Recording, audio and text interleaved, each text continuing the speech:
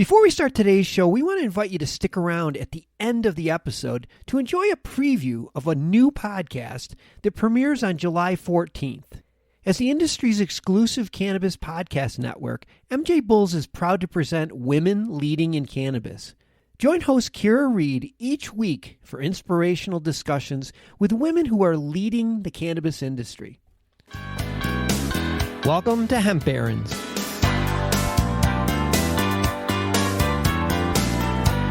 I'm Dan Humiston, and on today's show, we have one of my favorite people. Joy Beckerman drops in to talk about her lifelong career in hemp.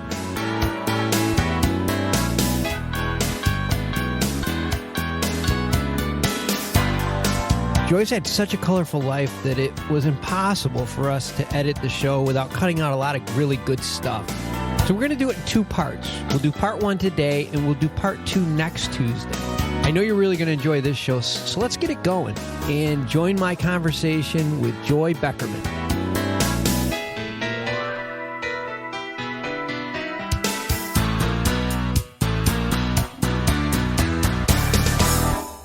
Hi, Joy. Welcome to the show. It's so wonderful to be here, Dan, and to be connected with you again. This is great. Well, for our listeners, I first met Joy back in 2017. And I don't know if you remember this, but we were both at a Christmas party in New York City. And Joy was asked to say a few words about hemp, and I fell in love. Seriously. Oh, I remember it like it was yesterday, Dan. I remember it like it was yesterday. As soon as you started speaking, I said, I have to meet this woman.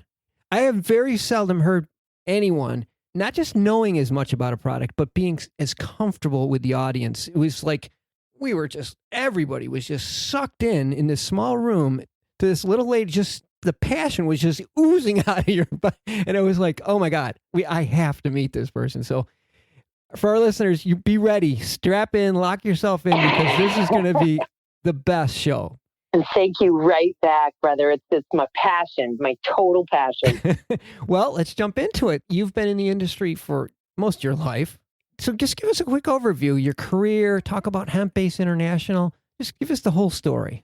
Yay. Well, I was first introduced to hemp in 1990 at the age of 20 years old at a Grateful Dead show. There was a book that was written by Jack Herer, may he rest in peace, and edited by Chris Conrad, an amazing advocate who is still with us, called The Emperor Wears No Clothes.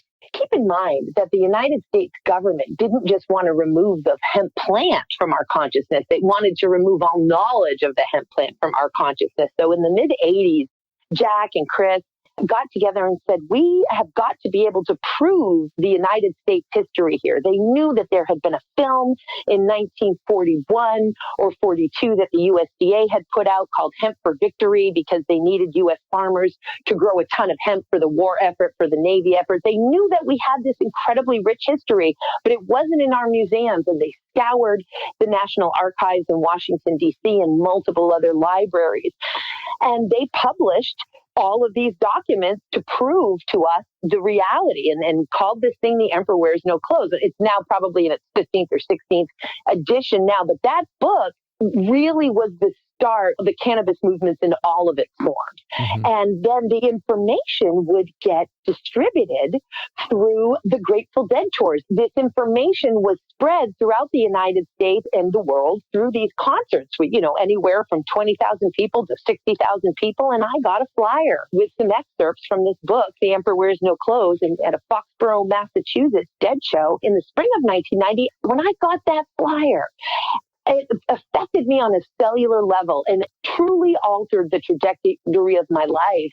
It brought together to me a convergence, really, of a sense of planetary healing with a strong sense of justice. Because what this single-page flyer told me was, hemp can do all these things. It can do paper, textiles, building materials, biocomposites, fuel, energy, industrial sealants and coatings. It can do human and animal food, nutrition, body care, general wellness, and now we know nanotechnology.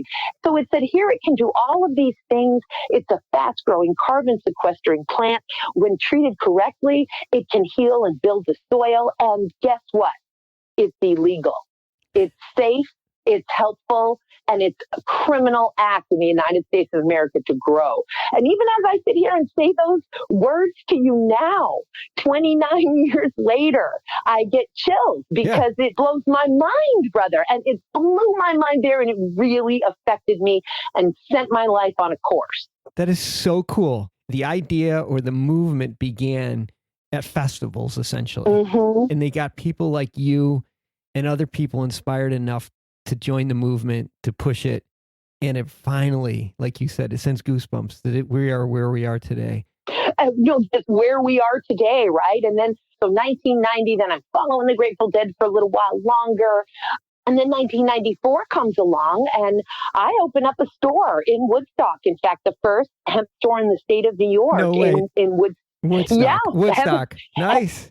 Yep, of course, on Tannery Brook Road, called Heaven on Earth. We need a whole nother show, and we can certainly have one another time for me to tell you about the hilarious goings on there, and the fact that I got this cease and desist order from the U.S. Secret Service in Albany to stop mutilating U.S. currency because we were stamping I grew hemp bubbles coming out of George Washington's mouth on every dollar bill that was going in and out.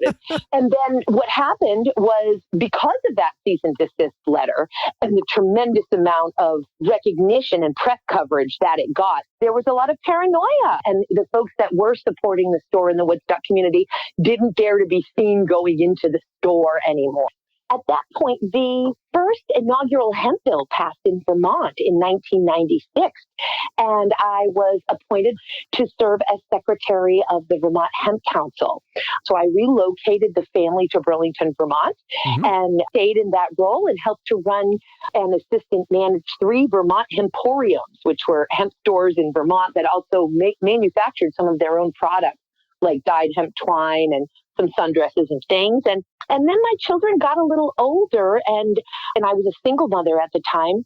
And so I then relocated to Seattle, Washington. Oh, wow. Yes, where the cost of living and the quality of life and the opportunities for me as a single mother, particularly somebody who was very skilled in legal support, could really make a life.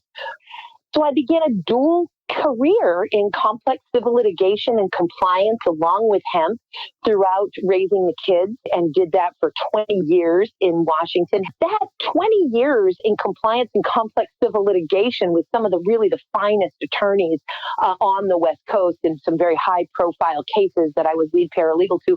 Everything leads us to where we find ourselves now, Dan. I know you can agree to that. Oh, it always does. It always does. Always does. All of those experiences, they literally honed me and pressed the oil out of me and trained me and really made it so that I can do the jobs that I'm doing now.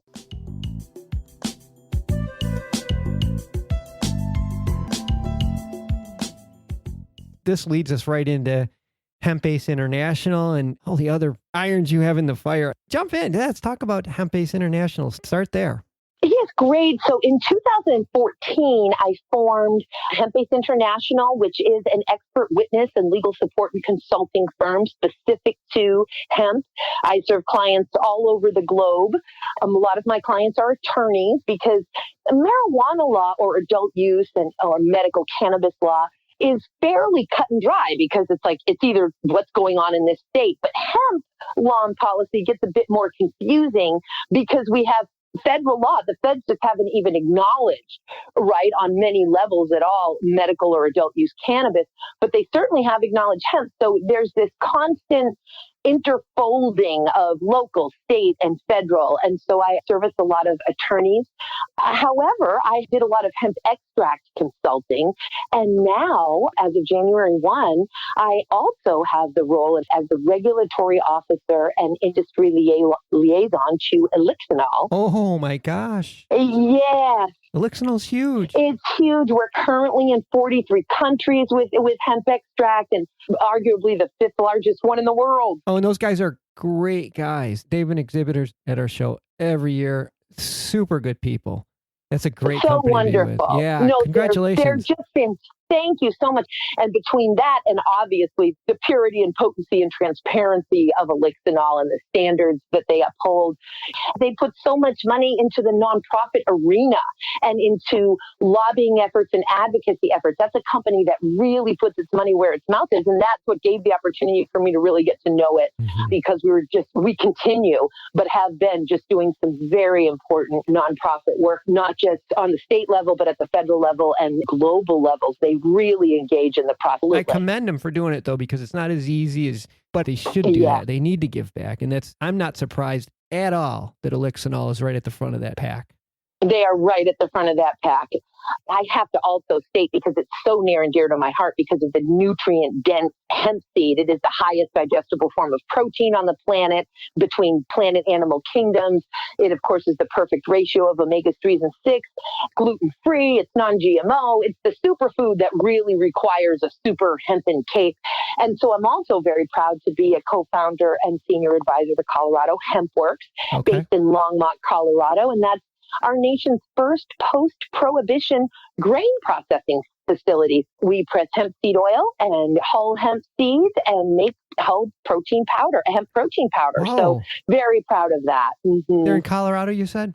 Longmont, Colorado, Colorado Hemp Works. But moving on to the nonprofit work, which is where my true joy, I love working in hemp. It's a dream come true to work in hemp. And of course, I still say to this day, but if I could just make $1 million just educating on hemp, I would just tell the story of hemp all the time, because it's really my favorite thing to do. So the nonprofit world, that's where my love and my heart is. And I probably do about 30 hours a week pro bono for the Hemp Industries Association, which I am the president of. And the HIA was founded in 1994. So it's really our nation's premier trade association for hemp, and really our nation's brain trust and access to the global expert community. We have sued the DEA 4 times since 2001. Yeah, we have won 3.5 out of 4 times. So again, not bad. A whole nother show there. And I also formed, since moving back to New York, I formed the Washington State chapter when I lived there. And we have formed the New York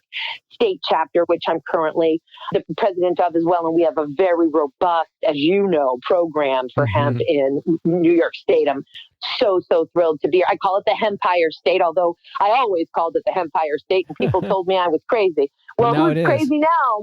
And then the other nonprofit that I work with is the U.S. Hemp Authority. And I'm very proud to be the president of the U.S. Hemp Authority, which is a newer organization that has created the first CGMP, which are current good manufacturing practices, and GAP, which are good agricultural practices for hemp.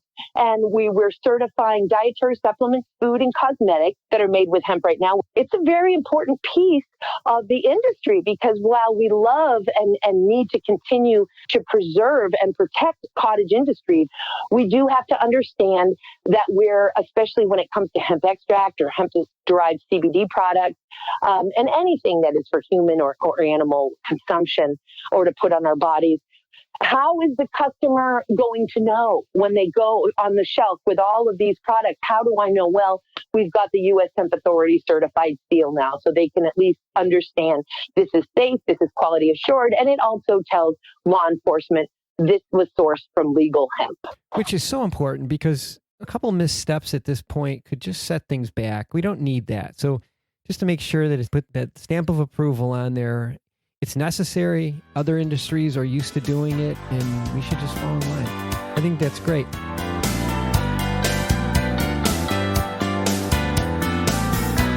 Thanks for listening to today's show. And don't forget to tune in next Tuesday for part 2 of my interview with Joy Beckerman.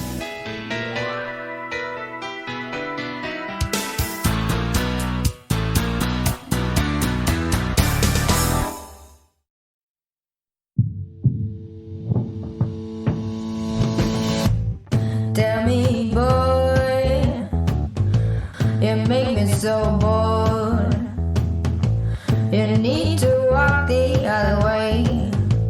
I tell you once more. Please get out of my way. I don't want you no more. We're done here, boy. I know you think you're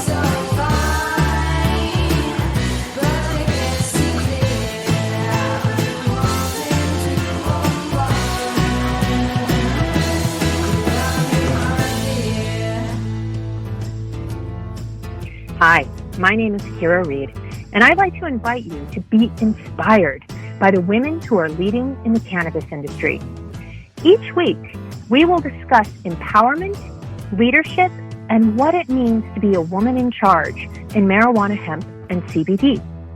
As the founder of the Women Empowered in Cannabis community, I have had the great pleasure to get to know many brilliant and talented women who are CEOs, executives, politicians, advocates, and community leaders that are focused on creating a cannabis economy that is just, fair, and equal. We'll learn how these women make decisions, how they navigate a predominantly male industry, and what they're doing to level the playing field for women. I hope you'll join us.